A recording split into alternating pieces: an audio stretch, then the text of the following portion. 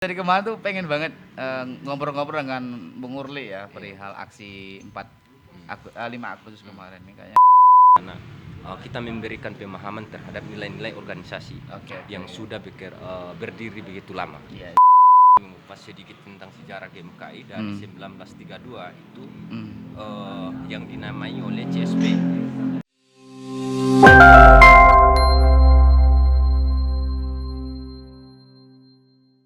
Assalamualaikum warahmatullahi wabarakatuh. Selamat siang sahabat-sahabat Republik Bicara yang budiman.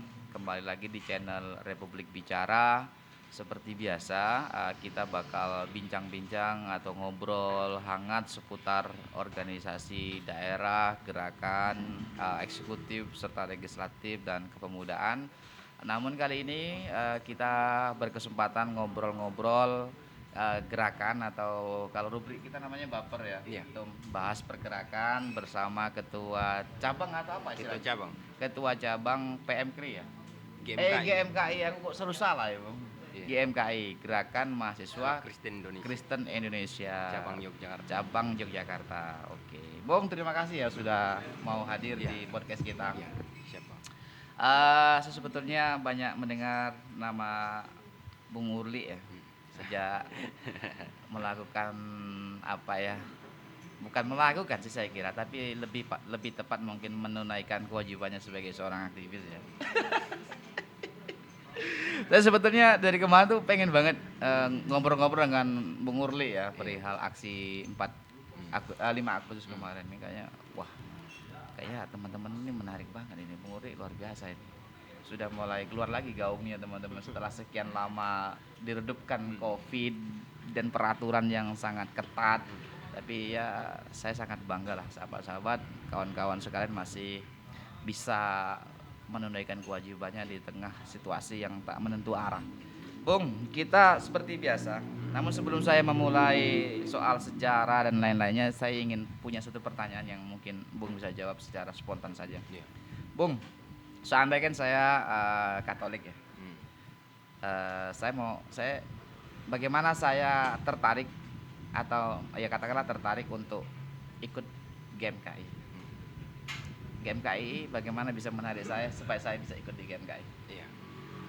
Baik, kalau kami khususnya di cabang tentu ada upaya melakukan konsolidasi organisasi, konsolidasi kaderisasi dan konsolidasi isu. Bagaimana mahasiswa saat ini, mahasiswa Kristen ikut mengambil bagian untuk berproses di organisasi eksternal maupun internal kampus. Dalam hal ini di GMKI Cabang Yogyakarta. Beberapa bulan yang lalu kita sudah mengupayakan melakukan penerimaan anggota baru. Itu MAPER namanya. Masa penerimaan dan perkenalan anggota baru. Dan itu kita memberikan materi-materi pembekalan lebih materi umum lah dari sejarah GMKI, ADART kita Tripanji GMKI, PA Omnis Unumsin, terus kemudian panca kegiatan organisasi. Dengan membentuk profil bagaimana mahasiswa itu tertarik dengan organisasi eksternal khususnya di GMKI Cabang Yogyakarta. Dan itu kita melakukan media online dan kita juga melakukan komunikasi bagaimana kita memberikan pemahaman terhadap nilai-nilai organisasi yang sudah berdiri begitu lama. Oke. Menarik banget. Oke, Bung, kita ingin tahu nih sejarah singkat aja ya gerakan mahasiswa atau GMKI. Apa yang melatar belakangi lahirnya GMKI dan mungkin review sejarahnya seperti apa di Indonesia GMKI, Bung? Ya, tentu kalau kita bicara organisasi eksternal khususnya di GMKI, tidak terlepas itu pada konteks perjuangan founding father kita. Saya mengupas sedikit tentang sejarah GMKI dari 1932 itu yang dinamai oleh CSP, Christian Studentin Bringing of Java, dibawa oleh insinyur dari Belanda, Van Don. Dari 1932 itu deklarasinya di Kaliurang. Kemudian dengan berjalannya waktu 1945 diganti nama dengan Perhimpunan Mahasiswa Kristen. Perhimpunan ya. Perhimpunan Mahasiswa Kristen Indonesia. Lalu berjalannya waktu dari tahun ke tahun, beberapa konsolidasi yang dilakukan oleh founding father kita di 1950 diganti nama dengan GMKI, Gerakan Mahasiswa Kristen Indonesia, yang diketuai pertama itu Om Johannes Laimena. Tetapi apa yang harus upaya-upaya apa yang dilakukan oleh GMKI tidak terlepas kalau kami khususnya di GMKI itu melalui PA dalam Alkitab, karena itu adalah sumber bagian dari pergerakan kita yang tidak bisa kami hilangkan khususnya di GMKI. Melalui konsolidasi di gereja, terus kemudian kami ada namanya yang Tripanji. Tripanji itu panca kegiatan kita, gereja, perguruan tinggi, dan masyarakat. 3 hal ini itu yang menjadi satu upaya kami bagaimana melibatkan diri dalam 3 medan pelayanan. Oke. Kalau sekarang ini lahirnya kapan, Bu? GMKI? Kalau cikal bakalnya itu 1932. 1932. Oke. CSV. Berarti lebih dulu lahir PM KRI ya, kalau daripada negara ini. GMKI, kok saya salah menyebut ya. 1932. Oke. Kalau menjadi nama GMKI sendiri tahun berapa, Bung? 1950. 1950 ya, 5 tahun setelah kemerdekaan ya. Iya. Oke. Kalau dari segi kepengurusan, Bung, bagaimana struktur kepengurusan teman-teman GMKI, Bung? Struktur kalau di cabang, kalau di tingkat, mungkin dari atas kalau di pusat itu ada namanya pengurus pusat, PP ya. PP. Tingkat cabang itu badan pengurus cabang, tingkat komisarian itu ya pengurus komisarian, atau kami di Yogyakarta itu badan pengurus komisariat. Singkatannya itu Bapekom. Oh, berarti PP, BPC ya. C sama Bapekom. Oh, cuman ada 3 ya. Iya. Lebih kurang strukturnya ya. Itu sudah lengkap di 34 provinsi ya? Iya, sudah lengkap. Kalau total cabangnya ada berapa? Yang sementara ini ada 160 cabang, ada beberapa definitif. 160 cabang, ya udah banyak banget 106 cabang. 106 cabang ya. Oh, dari seluruh Indonesia. Banyak banget ya. Oke, berarti sekarang ini Bung ketua yang keberapa kalau di cabang? Aduh. Saya ketua itu dari 1950 sampai 2021, coba hitungkan 40 atau kongres yang berapa Bung terpilih? Konvercap ke-35. Oh, berarti ketua yang ke-35 Bung ya. Lebih kurang ya. Iya.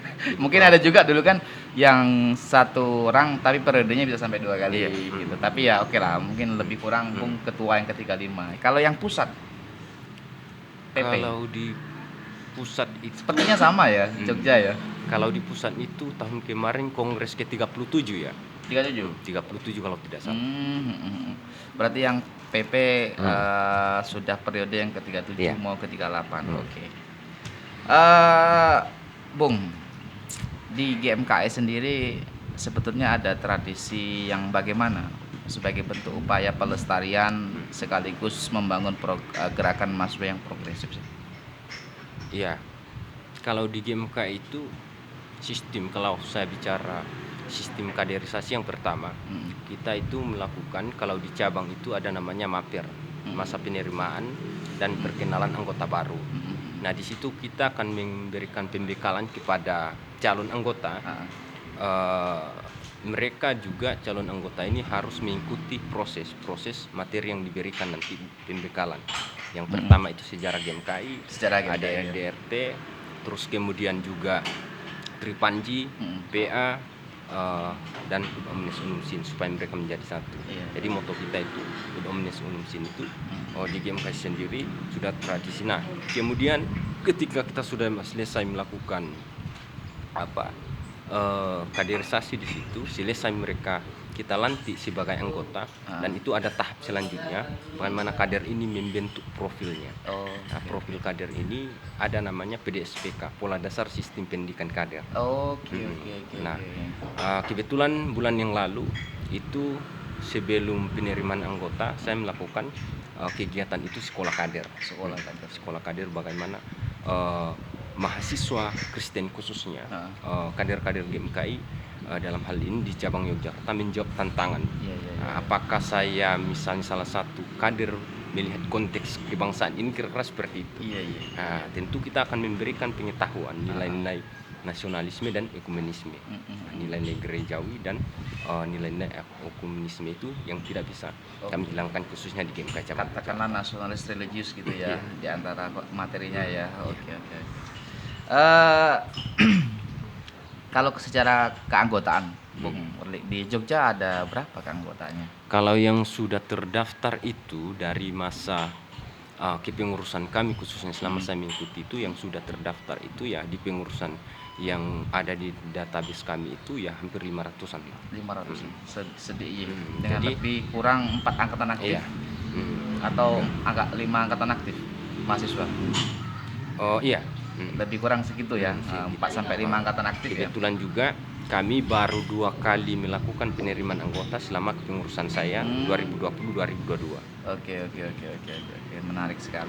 Pantas militan semua, progresif semua. Saya lihat dari Bung Astra ya. Karena biasanya ya kita biasa berbincang-bincang dengan ketum sebelum Bung ya, Bung Astra, ngomongin kebangsaan, ngomongin persoalan-persoalan yang tak kunjung selesai, dan selesai 1 tumbuh 1000. Oke, Bung, saya mau coba minta potret keadaan dan bagaimana teman-teman itu bisa bertahan dan berkembang GMKI dalam berbagai fase di negara kita, terutama di Orla, Orba, dan detik-detik reformasi, dan nanti di akhir kita akan berbincang kiprah GMKI di era pasca reformasi. Gimana, Bung? Iya. Kalau saya lihat khususnya kami di GMKI dari Orde Lama, Orde Baru sampai reformasi, tetapi setiap zamannya itu berbeda tantangan. Kalau kita bicara Orde Lama, tentu ada beberapa dinamika yang harus diperjuangkan oleh Pak Founding Father kami sampai Orde Baru hingga reformasi. Tentu tantangan menjawab saat ini berbeda. Pada waktu itu mungkin kalau kita lihat konteks saat ini adalah saya potong sampai situ, Bung. Mungkin pada aspek mahasiswa sebagai agen produksi penentu kebijakan negara dan mahasiswa sebagai penelaah. Nah, coba kamu hadirkan dimensi itunya ya, Bung ya. Ya, kalau kami khususnya dari Orde Lama itu, bagaimana mahasiswa ini mampu melihat dan kondisi dan situasi. Tentu kita tidak membiarkan kader kita ya ketika masuk berorganisasi hanya begitu masuk saja. Tetapi teman-teman ataupun kader harus mampu melihat akar permasalahan seperti apa, bagaimana tindakan, lalu apa yang harus kita lakukan. Nah, seperti yang saya sampaikan tadi bahwa kami di GMKI itu dalam 3 medan pelayanan itu gereja, perguruan tinggi dan masyarakat, ya kita harus advokasi itu apa yang terjadi di masyarakat, upaya apa yang harus kita lakukan, lalu kemudian solusi apa yang harus kita berikan di 3 medan pelayanan ini. Tentunya itu yang harus tidak bisa kami hilangkan. Nah, ketika terjadi hal-hal ya kita harus mengadvokasi, karena ini bagian dari perjuangan kita melihat kondisi bangsa dan negara saat ini. Dalam artian apakah kita biarkan ataupun apakah kita lihat begitu saja permasalahan-permasalahan. Tentu kita tidak diam begitu saja, tetap terus kita melakukan upaya-upaya seperti yang saya sampaikan tadi, ya, upaya-upaya konsolidasi organisasi. Nah, apa sih yang harus kita lakukan? Begini organisasi, konsolidasi, kaderisasi, begitu juga isu. Sekarang dalam saat ini kita mengalami permasalahan pandemi. Tentu ya kami pun tetap membaca di internal masing-masing di masa pandemi. Benar. Artinya apa tadi, gereja, perguruan tinggi dan masyarakat, objek utamanya atau landasan teorinya pada 3 hal ini ya, dan termasuk cara pengadvokasiannya juga ada mekanisme yang mengatur ya. Artinya gerakan ini benar-benar linear dari atas ke bawah, dari bawah ke atas itu benar-benar linear ya, tidak berjalan sendiri-sendiri. Itu luar biasa sekali. Menarik sekali model-model yang demikian. Berarti kan setiap isu yang berkembang itu penanganannya secara kolektif ya. Karena kita ada bidangnya itu bidang aspel, aksi dan pelayanan. Aksi dan pelayanan. Ketika ada misalnya pandemi saat ini, ya kita harus bisa membaca dulu di internal kita seperti apa, baru nanti bidang aksi dan pelayanan turun. Oh begini, baru nanti ketika kita mau melakukan aksi misalnya, yaitu ada upaya konsolidasi organisasi. Nah, misalnya kita bareng-bareng teman-teman kelompok Cipayung Plus daerah istimewa Jakarta. Seperti itu. Sebelum kita lanjutkan, mari diminum kopinya. Oke, siap Pak. Biar gak kelihatan serius banget. Itu artinya berlaku sepanjang masa ya. Mekanisme yang demikian ya. Sepanjang. Dari Indonesia dalam berbagai fase pun tetap begitu ya polanya ya. Menarik sekali ya. Bagaimana bisa bersatu padu tiga elemen utama, gereja, perguruan tinggi dan masyarakat bisa bersatu ya untuk memecahkan problem, yang menggali masalah, kemudian mencari solusi dan menerapkan itu sebagai solusi. Itu wah biasa banget. Itu istilahnya Auguste Comte sudah sangat positivistik gitu. Iya kan? Nah, jadi ada upaya penggalian masalah, ada upaya menghadirkan alternatif atau solusi-solusi, dan ada penerapan atas solusi-solusi. Luar biasa banget. Oke, Bung, selanjutnya saya mau nanya, bagaimana tanggapan atau review Bung Urli melihat gerakan mahasiswa secara umum Indonesia pasca reformasi, Bung? Ya, kalau kita melihat dalam konteks gerakan sekarang itu, ya kita kembali, kalau kami di GMK itu adalah pola yang harus kita lakukan menjawab persoalan. Pola. Artinya pola apa? Karena kalau kita bicara dalam konteks gerakan mahasiswa saat ini ya ada pasang surut. Pasang surut seperti apa ya, kembali dalam dinamika dari zaman ke zaman. Tapi kalau kita lihat saat ini tidak bisa kita kembali ke zaman dahulu. Baik orde lama orde baru. Karena tantangan kita, masa kita, zaman kita sudah berbeda. Ada istilah setiap tokoh ada zamannya, setiap zaman ada tokohnya gitu ya. Itu dia. Nah, kenapa saya sampaikan pola? Karena kalau kita lihat gerakan saat ini ya bisa dikatakan ya bagaimana respon masyarakat. Nah, masyarakat ketika kita turun aksi, seolah-olah ketika kita turun mengadvokasi sebuah permasalahan, tanggapan masyarakat besar kemungkinan 50% lah. Ada yang pro, ada yang kontra. Nah, kira-kira mahasiswa apa yang melakukan? Tapi saat ini bagaimana pola itu kita lakukan pendekatan dan pengadvokasian kepada masyarakat. Kalau kami di GMKI, Gereja Perguruan Tinggi dan Masyarakat, bagaimana kelibatan organisasi ini, kemudian dalam konteks saat ini, ya saya kira digerakkan khususnya mahasiswa secara nasional ya pola itu. Karena kita sekarang ilmu yang diberikan kepada kita baik organisasi, kira-kira kita ini lebih memihak kepada siapa? Kalau saya sampaikan mungkin idealisme saya masih terjaga. Bagaimana dengan yang lain? Nah, seharusnya kan itu yang harus kita jaga, itu yang harus kita perjuangkan. Bagaimana kita melihat masyarakat yang tertindas misalnya, keadilan sosial dan lain sebagainya. Nah, ini yang menjadi dilema kita. Nah, kalau khusus kalau saya lihat di Yogyakarta, ya kita tidak terlepas mahasiswa dalam konteks mau internal kampus, organisasi daerah maupun eksternal, ya harus bersatu padu. Ya kita harus membangun pola itu, pola dalam seperti apa ya komunikasi.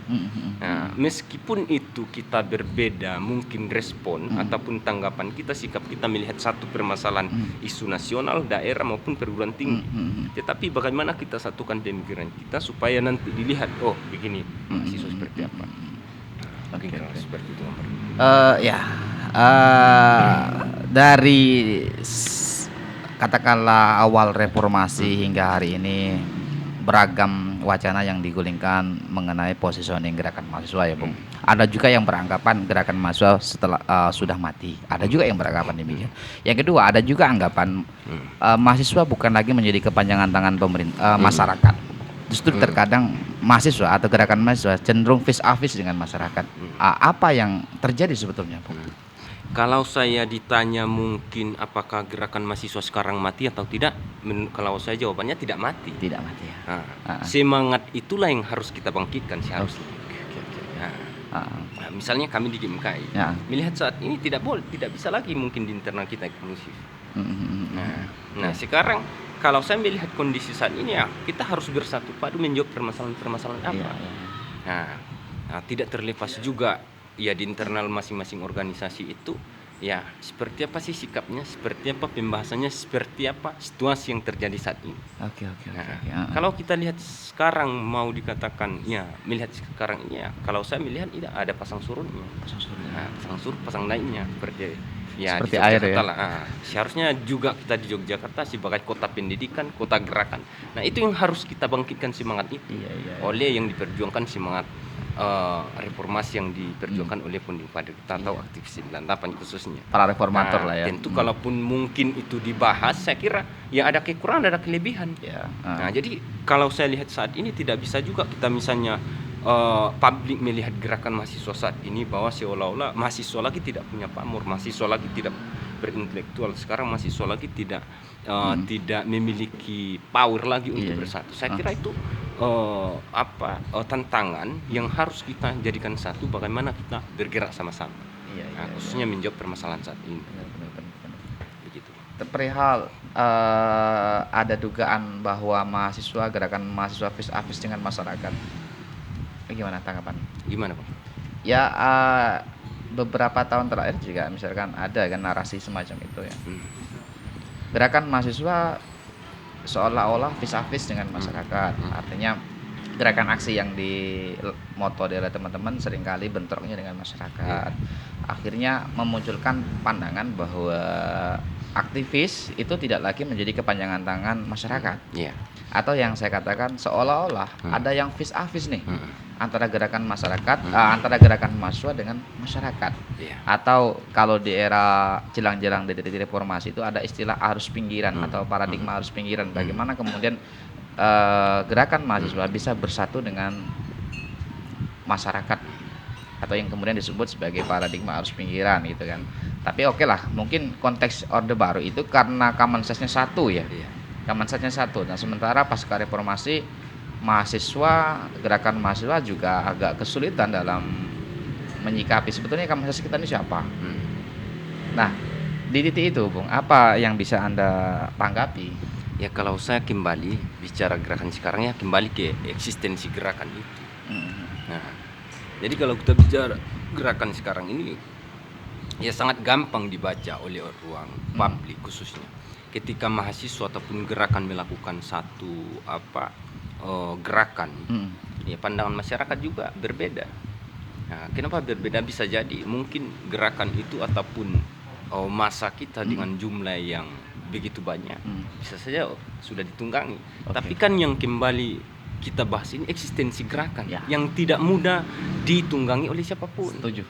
Baik itu partai politik, baik itu politisi, baik itu orang belakang. Atau siapapun lah kembali itu ya. Ini kembali ke gerakan, pembacaannya harus murni dari mahasiswa dengan dikemas oleh isu yang kemudian murni itu dari buah pemikiran gerakan, buah pemikiran dari mahasiswa itu sendiri. Nah, tapi realitanya bukan itu yang terjadi. Nah, kalau kita bicara gerakan sekarang ini, kita masih bisa dikatakan egosentris gerakan ataupun organisasi masih ada. Nah, makanya kenapa saya sampaikan itu pola harus kita bangun kembali semangat reformasi. Nah, kalau mungkin kita lihat kekuatan mahasiswa 98 ya betul, karena mahasiswa pada waktu itu berhasil menurunkan rejim kekuasaan selama 30 tahunan. Nah, artinya itulah salah satu kekuatan, terlepas itu ada kekurangan dan kelebihan. Nah, jadi kenapa saya sampaikan itu? Nah, karena kita ini dididik untuk bagaimana melihat satu permasalahan kita di pihak yang mana sih benar. Nah, itu kembali ke internal masing-masing. Kalau saya ya betul-betul melihat saat ini ya, kalau kita misalnya mau istilah gerakan saat ini kan sudah milenial. Ya kalau bahasa sekalian, kering sekalian. Tapi apakah kita sudah lakukan hal itu? Nah, itu yang pertanyaannya. Ya artinya memang seiring dengan tantangan dan kebutuhan zaman yang membuat alih-alih menjadi multi perspektif, katakanlah agak ruwet begitu agak ruwet sebab masing-masing organisasi memiliki corak budaya tersendiri berbeda-beda dan ada tentunya berbeda-beda ya. Tapi oke lah, Bung, menurut Bung dalam konteks hari ini apakah butuh istilah new nationalism atau cukup nasionalisme kita hari ini itu seperti apa? Untuk misalkan hari ini gagasan universal ya kan? Iya. Artinya COVID ini kan mestinya menjadi musuh kita bersama ya. Kalau kita bisa anggap Orde Baru itu memang musuh nyatanya adalah rezim Soeharto, maka saya kira COVID itu bisa menjadi musuh kita bersama. Iya, musuh bersama. Dan menjadi isu bersama dan sekaligus bagaimana kita berpikir cara menyelesaikan secara bersama-sama. Iya. Mestinya gitu ya kira-kira ya. Nah, terkait ini, Bung, bagaimana sih kondisi nasionalisme kita hari ini? Kondisi nasionalisme kita saat ini ya kembali, kalau kita kritik pemerintah, apakah pemerintah sudah melibatkan semua kalangan? Oke. Kan itu. Nah, dalam konteks nasionalisme kita saat ini, kalau kita mau bersatu padu, ada namanya itu gotong royong. Tapi gotong royong sudah dilakukan nggak seperti itu?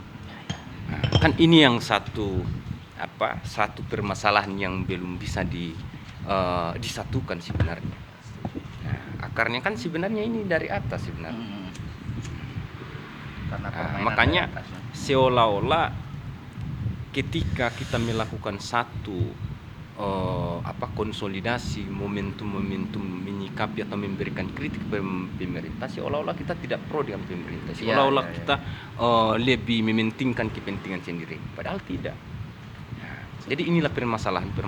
Kalau itu yang diwujudkan seperti yang nasionalisme kita sekarang ini, yang seharusnya kan kita melibatkan itu masyarakat, melibatkan itu semua kalangan, tokoh-tokoh, lintas agama dan sebagainya. Sehingga ini COVID kalau saya melihat bukan permasalahan saya pribadi. Setuju. Tetapi permasalahan kita secara bersama, permasalahan pemerintah, ayo libatkan. Nah, pertanyaannya sekarang sudah dilakukan atau tidak? Ini saya kira ini perlu juga dievaluasi. Artinya jangan sampai nasionalisme kita itu hanya sebutan semata saja. Tetapi tanpa ada implementasi kepada masyarakat itu sendiri maupun di publik. Oke, menarik sekali bagaimana Bung Murli mereview kondisi dan menjawab isu terkait gerakan mahasiswa. Baik, kita akan masuk season selanjutnya. Ini tentang bagaimana kawan-kawan GMKI dalam melihat realitas Indonesia pasca reformasi dalam berbagai aspek. Dalam hal ini saya mencoba untuk membatasi aspek pendidikan, aspek politik, aspek ekonomi dan sosial budaya. Mungkin yang pertama adalah soal pendidikan. Di mana teman-teman juga mayoritas adalah mahasiswa. Oke ya. Bung Urli, bagaimana tanggapan Anda terkait situasi atau kondisi pendidikan Indonesia pasca reformasi hari ini? Ya, kalau saya melihat pendidikan kita saat ini, dari waktu ke waktu, dari tahun ke tahun, setiap 2 Mei kita selalu menyampaikan aspirasi kita di momentum Hari Pendidikan Nasional. Tentu selalu ada permasalahan di situ, baik itu dari infrastruktur pendidikan, fasilitas, semuanya di situ. Nah, kalau saya katakan semua itu belum merata, iya. Kalau saya sampaikan itu pendidikan kita perlu dievaluasi, iya. Tetapi inilah upaya-upaya yang harus dilakukan oleh pemerintah maupun gerakan mahasiswa dalam konteks pengadvokasian, sehingga kita merumuskan satu masalah. Nah, inilah yang permasalahan. Kalau kita bicara pendidikan saat ini tidak selesai-selesai, tidak tuntas-tuntas. Bisa kita katakan kalau di kota sudah tuntas. Karena apa? Sudah difasilitasi oleh infrastruktur. Bagaimana mereka yang di pelosok-pelosok? Bagaimana mereka yang infrastrukturnya sangat terbatas? Artinya ini yang ada masalah di sini sebenarnya. Nah, makanya dengan hadirnya pendidikan kita sebenarnya oleh para pendiri bangsa dan negara ini, saya lihat yang harus kita perjuangkan adalah nilai semangat itu. Nilai semangat pendidikan ini. Tujuan pendidikan dalam konteks pemikiran Ki Hajar Dewantara memanusiakan manusia. Humanistiknya seperti itu. Nah, tetapi pada realitanya, apakah itu yang sudah terjadi saat ini? Apa yang terjadi hari ini, Bu? Nah, saat ini ketidakadilan.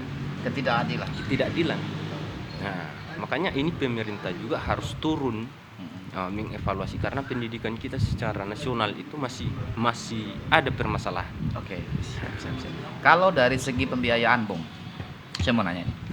Kira-kira seluruh anak bangsa itu pendidikan dibiayai negara, atau seperti halnya yang terjadi hari ini yang tak lebih tak kurang adalah cerminan daripada peristiwa masa lampau.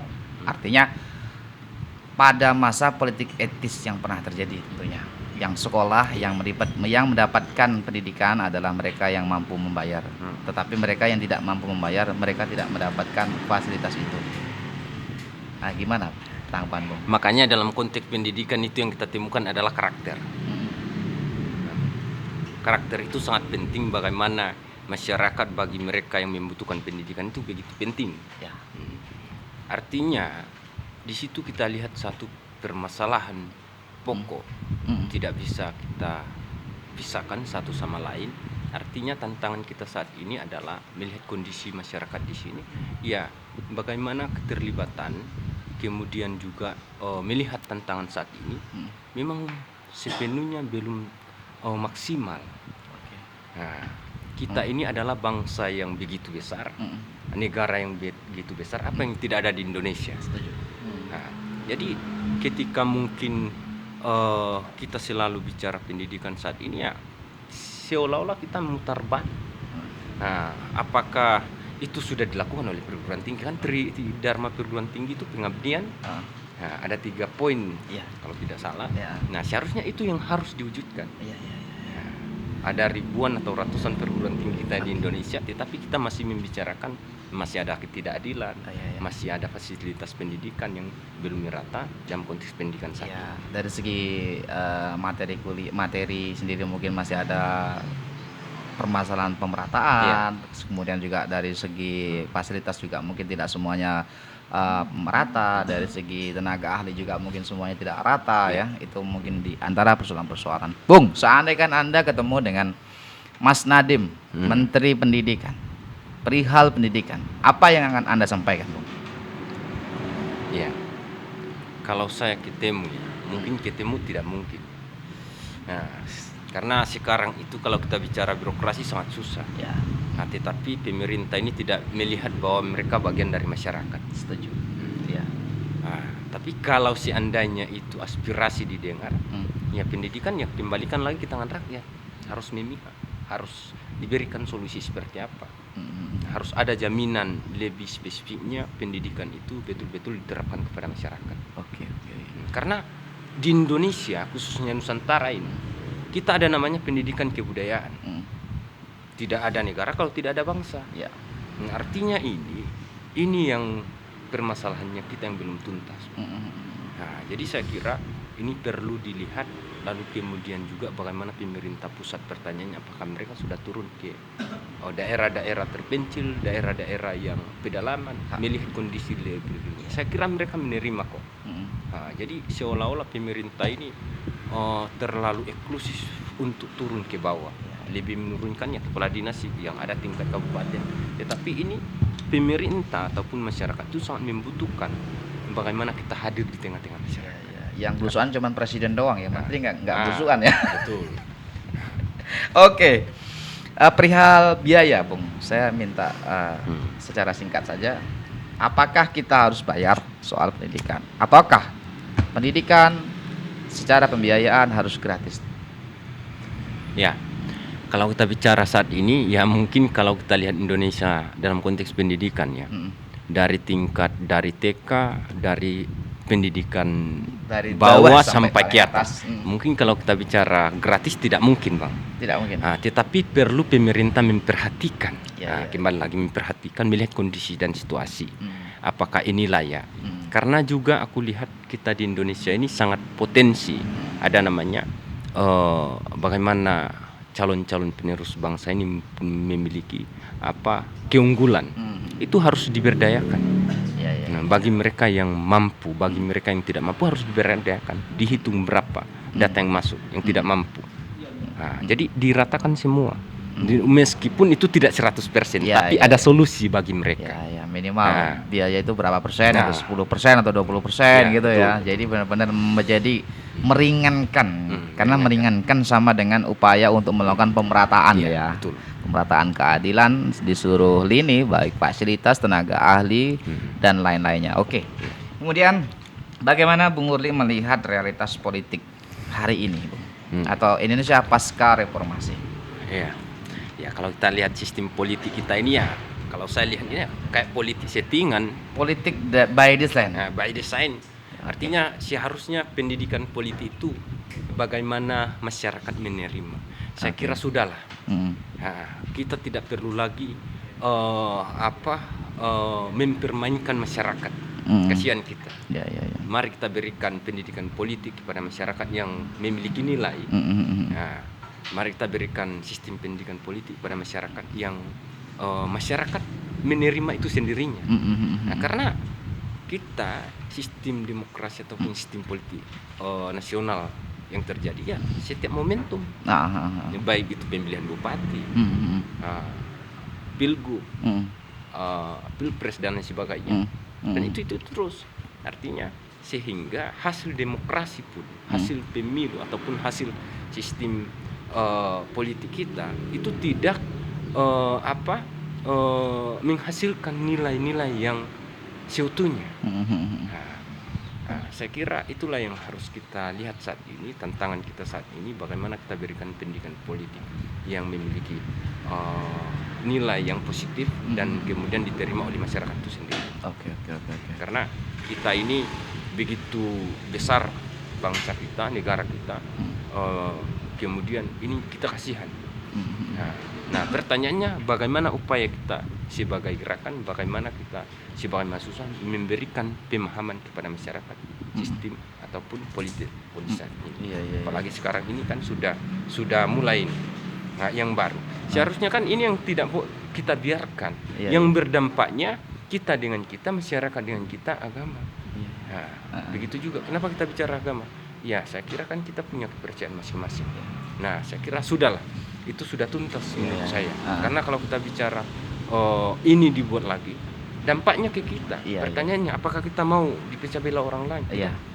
Nah, jangan sampai itu terjadi supaya kita ini calon-calon penerus bangsa mampu melahirkan ataupun mampu memberikan pemahaman pendidikan politik yang bernilai positif kepada masyarakat. Lalu perihal praktek politik atau partai politik, apa tanggapan Bung dalam melihat partai politik hari ini? Ya, ini agak lucu saya lihat. Ya, sebenarnya kalau kita mungkin bahas partai politik hadir di tengah-tengah masyarakat penting atau tidak, mungkin begitu penting juga. Ya, sangat penting. Sangat penting. Karena tanpa partai politik kita tidak akan berjuang di situ. Tetapi pertanyaannya, apakah partai politik itu sudah memberikan bagaimana kehadiran partai politik di tengah-tengah masyarakat? Misalnya kalau ada beberapa literasi yang saya baca, kalau di Argentina itu sistem partai politik mereka itu hampir sama kayak sistem pemerintahan mereka. Ketika ada orang sakit, ketika ada orang miskin, ketika ada hal-hal yang membutuhkan, partai politik ini hadir di situ, memberikan akses di situ. Nah, pertanyaan bagaimana sistem partai politik di Indonesia? Apa dibuat? Tapi kalau kita lihat di Indonesia ini hanya momentum mirip kekuasaan saja. Satu hanya eksis pada momentum politik kekuasaan. Yang kedua dalam konteks kemanusiaan, ya kalau orang Jawa bilang itu ya teko lek butuh. Dia hadir ketika dia butuh. Biasanya begitu. Atau yang kita kenal istilah pragmatik gitu ya. Hanya momen-momen tertentu dia akan mencoba berhubungan dengan kita, tapi bila tidak ada kepentingan dia juga akan menghilang sedemikian rupa. Oke. Selanjutnya kita mau minta pandangan dalam ranah sosial budaya. Bagaimana kondisi masyarakat kita dalam konteks sosial budaya hari ini, Bung? Mengingat ada peralihan sistem ya, ada dari demokrasi Pancasila menuju demokrasi apa ya namanya? Aku nggak tahu juga ya, Bung. Karena mengingat sedari awal reformasi, perihal sistem demokrasi ini bukan perihal yang mestinya didiskusikan sedari awal, ya kan? Namun semua orang berhak untuk mendefinisikan. Nah, itu artinya ada kegagalan dalam membangun konsolidasi demokrasi. Public figure kita atau founding father kita atau pemangku kebijakan atau penguasa kala itu dan mungkin sampai hari ini tidak sedikit pun bicara soal arah negara. Arah negara, saya kira langkah strategis dasar yang harus dilakukan adalah dengan mengkonsolidasikan demokrasinya. Demokrasi kita mau kemana? Jangan sampai kemudian tujuan itu akan terbiaskan lantaran tidak ada batasan oriented gitu ya, atau batasan orientasi. Nah, Bung, sebagai dampak dari demokrasi yang menurut sebagian orang mengatakan hari ini Indonesia berada dalam demokrasi liberal gitu ya kira-kira. Sebagai dampak daripada itu, bagaimana sih Bung melihat kondisi sosial budaya hari ini? Kondisi budaya Sosial sosial kita budaya, saat ini dalam satu ruang ini ada pergeseran ada pergeseran. pergeseran nilai. Bagaimana kita tidak melihat kondisi saat ini ya. Mm-mm. Karena di Indonesia lagi-lagi kita lihat begitu beragam kultur kita, Mm. begitu kaya negeri kita, Mm. yang kemudian itu yang sudah disiapkan oleh founding father kita. Mm. Ada namanya bangsa-bangsa itu. Mm. Lalu kemudian ini nilai itulah yang seharusnya bagaimana kita ini menghadirkan di tengah-tengah dunia. Bagaimana itu dikemas dengan baik, yang kemudian nilai-nilai budaya itu tetap dipertahankan. Betul. Nah, makanya kalau saya lihat, kalau kita bicara saat ini ya, sebelum agama ataupun lain-lain yang sebagainya hadir di tengah-tengah masyarakat ataupun di Indonesia, budaya itu sudah bagian dari dulu terpenting di masyarakat. Iya. Nah, Lebih dulu pertanyaannya ada. apakah itu sudah diterima? Misalnya, saya ambil salah satu contoh. Mm. Kalau di tempat saya itu ada namanya budaya tato. Tato. Oke. Tato itu titik namanya. Mm. Itu tato tertua sedunia. Mm. Tapi yang datang di sana siapa? Adalah mereka antropolog dunia, antropolog luar. Tetapi bagaimana kita sebagai anak bangsa melihat itu? Seharusnya nilai-nilai kebudayaan itu harus kita pertahankan. Iya, iya, iya. Tidak perlu kita mewariskan. Paling tidaknya kita memahami nilai-nilai budaya. Jangan sampai misalnya salah satu konkretnya kita tidak tahu nih, kita ini keturunan keberapa. Nah, kembali ke daerah masing-masing. Nah, padahal kita ada nilai-nilai budaya di sini. Oke, saya bisa menangkap yang pertama ada pergeseran budaya warisan begitu ya. Jadi katakanlah kalau dulu ada istilah budaya adat, ada budaya lokal, ada budaya perkotaan begitu ya. Itu sudah mengalami pergeseran sedemikian rupa. Apakah memang hari ini anak-anak bangsa ini sudah mulai tidak tahu tentang tradisi leluhur, Bung? Hah? Kalau saya sampaikan itu tidak tahu, tidak mungkin. Oke. Tetapi kita kembali memahami, kembali mewariskan dalam konteks nilai-nilai yang diwariskan leluhur kita. Baik itu lokal, nasional maupun secara umum. Oke. Kalau itu saya lihat. Iya, soalnya hari ini yang saya lihat ada orientasi menjadikan seluruh elemen itu menjadi negara kota, gitu ya. Itu yang saya lihat. Artinya di balik kelambatan penyampaian informasi dari pusat ke daerah, diantaranya satu sisi juga ada motif bagaimana menjadikan desa menjadi bagian kota. Maka cara hidup, cara sosial, cara berbudaya sudah mulai mengikuti apa yang kemudian viral atau tren di tengah kota. Iya nggak sih? Itu yang saya lihat, gejala-gejala semacam itu, Bung. Ya, makanya itulah seharusnya tujuan pendidikan. Iya. Nah, ketika kita belajar dalam dunia perguruan tinggi, bagaimana kita lihat akar permasalahan, kan itu yang harus disiapkan pendidikan kita saat ini. Melahirkan orang-orang yang memiliki ilmu pengetahuan, kemudian dia, karena kan begini, semua kebutuhan kita ini dari desa. Nah, tapi kembali lagi di pusat ini sudah dikemas nggak, sudah melakukan nggak? Saat ini kondisi sosial kita, kondisi kebudayaan kita, bagaimana kita kemas? Ya kembali lagi ke daerah masing-masing. Makanya bagi daerah yang sudah terfasilitasi oleh infrastruktur, itu sangat gampang dikemas bagaimana desa ini menjadi desa yang berbudaya. Contohnya kita lihat di Jogja. Di Jogja apa yang tidak bisa kita lakukan selalu ada. Tapi kan di daerah kita kendalanya, bagaimana mungkin suatu daerah maju kalau tidak ada infrastruktur? Bagaimana mungkin daerah itu maju pendidikannya kalau tidak ada pendidikannya? Satu kesatuan ini harus kita buka ruang bagi masyarakat sehingga masyarakat menilai dan menerima kehadiran begini. Oke. Iya sih. Memang ya mungkin dampak dari kegagapan yang menyebabkan menganggap segalanya penting dan harus dilakukan tanpa ada pertimbangan sosiologis dan filosofis ya sehingga Oke, Yang terakhir mungkin di bab review negara kita ini perihal ekonomi. Bagaimana Anda melihat ekonomi kita hari ini? Ya, ekonomi kita saat ini di masa PPKM ini ya kembali kita lihat dalam konteks dari kota, pemerintah pusat sampai bawah. Tapi kalau saya lihat masyarakat yang hidupnya itu dekat dengan hutan, dekat masyarakat yang berada di pedesaan, mereka selalu tidak kekurangan dalam konteks kebutuhan. Tetapi ekonomi mereka yang terhambat di masa saat ini, selama 2 tahun ini. Nah, ini kan bermasalah. Nah, saya kira harus ada solusi apa yang harus diberikan pemerintah kepada masyarakat di masa kesulitan saat ini. Kemudian juga masyarakat juga begini, bagaimana melakukan ekonomi kreatif misalnya dalam konteks baik itu komunitas, individu, sehingga saat ini memang di masa pandemi ini kita mengalami penurunan. Tidak bisa kita pungkiri juga. Karena solusinya pemerintah harus hadir, dan tidak mesti ketika pemerintah itu menerbitkan atau menerapkan aturan ini seolah-olah ini kan mengurung masyarakat di masa pandemi. Seolah-olah ini kan masyarakat malah bingung. Bisa kita katakan seolah-olah juga tumpang masyarakat tindih peraturan ya, Bung.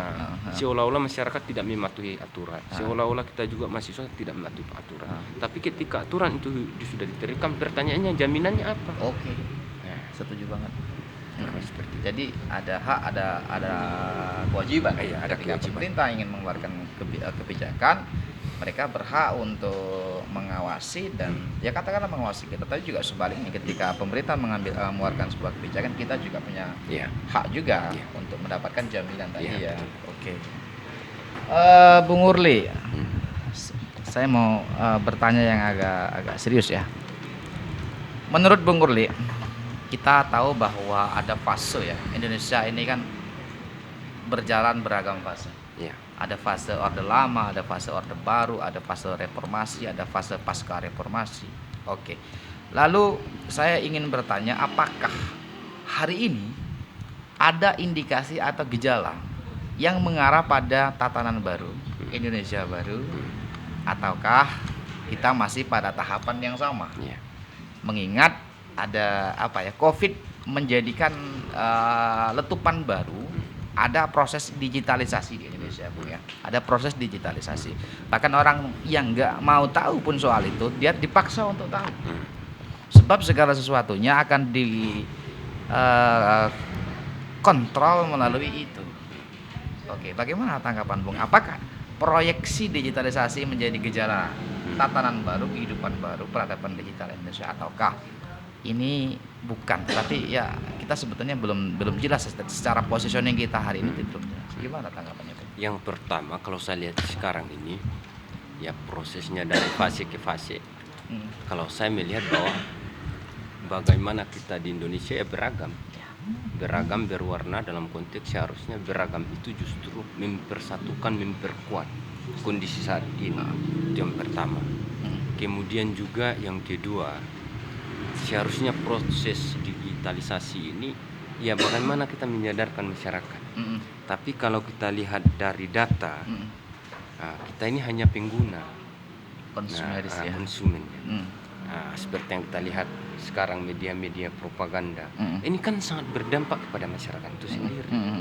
Bagaimana kita menyadarkan media ini sangat penting loh, membentuk atau membangun. Bagaimana menyadarkan masyarakat, bagaimana masyarakat itu terbentuk misalnya. Sekarang kalau kita bicara di media sangat gampang.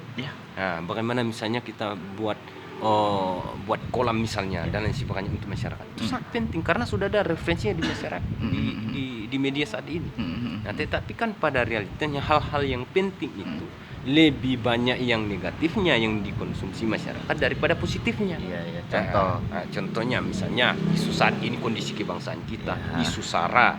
Nah, seharusnya kan ini yang tidak bisa kita biarkan. Ada yang lebih parah, Bu. Channel Varno lebih tinggi. Situs-situs porno lebih tinggi. Lebih tinggi peminatnya daripada situs-situs edukasi. Itu salah satunya. Itu salah satunya. Itu salah satunya. Iya. Saya kira juga masyarakat harus kita sadarkan mereka bagaimana mereka menerima. Contoh sederhana misalnya informasi. Nah, ketika misalnya ada informasi grup WA misalnya ini mana referensinya, siapa penulisnya, atau ini benar atau tidak. Tapi itu begitu cepat kita terima, begitu cepat kita sebarkan ke publik. Padahal itu benar atau hoax. Kan gitu. Ya, benar. Baiklah sahabat-sahabat Republik Bicara yang budiman, tak terasa obrolan kita udah hampir 1 jam. Asik banget ya teman. Asik banget. Saya sangat bangga sekali bisa ngobrol-ngobrol gerakan, dan utamanya adalah bagaimana mahasiswa melihat realitas Indonesia pasca reformasi hari ini. Dan sangat senang sekali bisa mendengar langsung dari Ketum Urli, Ketua Cabang GMKI Daerah Istimewa Yogyakarta. Karena waktu dan mungkin karena kesibukan, mungkin kita cukupkan dulu ya, Tum. Saya kira obrolan ini sangat menarik dan sangat edukasi. Jadi saya ingatkan kembali ke sahabat-sahabat Republik Bicara yang budiman untuk tidak lupa subscribe kita ya, channel kita, di subscribe, like, komen, dan share. Dan tentunya bagi calon mahasiswa maba ya, khususnya Katolik ya, Kristen ya, khususnya Kristen, bergabunglah bersama GMKI DIY. Untuk selebihnya nanti mungkin bisa dikulik-kulik di keterangan. Mungkin demikian Tum. Ya, selamat, terima kasih dan sampai jumpa di season selanjutnya. Kita tutup dengan ucapan kita, wassalamualaikum warahmatullahi wabarakatuh.